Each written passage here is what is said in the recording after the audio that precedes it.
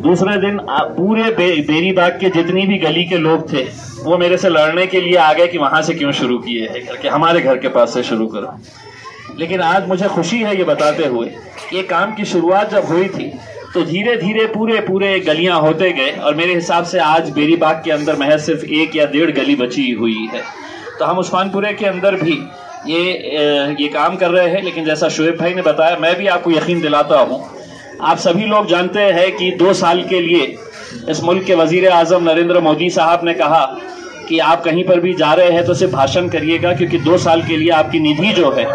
जो पैसा एक खासदार को दिया जाता है, एक मेंबर ऑफ पार्लियामेंट को दिया जाता है, वो 2 साल के लिए पूरी तरह से बंद कर दिया गया। 1 रुपया भी हमें नहीं मिल रहा है। जो दूसरे उनके मंत्री है वो अपने तौर के ऊपर लेके आ जाते हैं, लेकिन दिक्कत हमारी ये है कि ना हमको स्टेट गवर्नमेंट दे रही है ना सेंट्रल गवर्नमेंट दे रही है।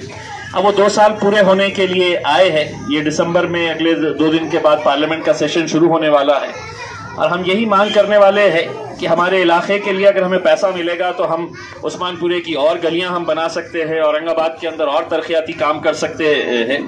लेकिन मैं आपको यकीन दिलाता हूं कि ये काम के साथ साथ जिन जिन लोगों ने मुझे फ़ोन किया है कि इस इलाके से बननी चाहिए, और ख़ास तौर से कुछ लड़कों ने ये बताया था कि हमारे इस इलाके की जो पहचान थी, जो मुझसे बहुत मोहब्बत करते थे, जो मजलिस से बहुत मोहब्बत करते थे, अज्जू डॉन के घर के सामने से रास्ता बनाया जाए करके। इसके बाद का रोड जो भी रहेगा शोएब भाई, वो ख्याल रखा जाए कि अज्जू डॉन के घर के सामने से ही, मरहूम अज्जू डॉन के घर के सामने से ही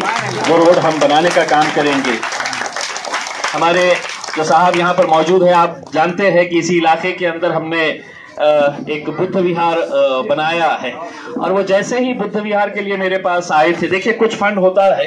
जो सिर्फ है तो दलित बस्तियों के अंदर खर्च किया जा सकता है, उसको आप किसी दूसरे इलाके के अंदर खर्च नहीं कर सकते हैं। तो दलित बस्ती का जब फंड आता है तो मैं बहुत सारी जगहों के ऊपर, सिर्फ यही नहीं, एक खासदार की अल्हम्दुलिल्लाह जो उस्मानपुर में सीमेंट कॉन्क्रीट रोड का उद्घाटन जो है वो हमारे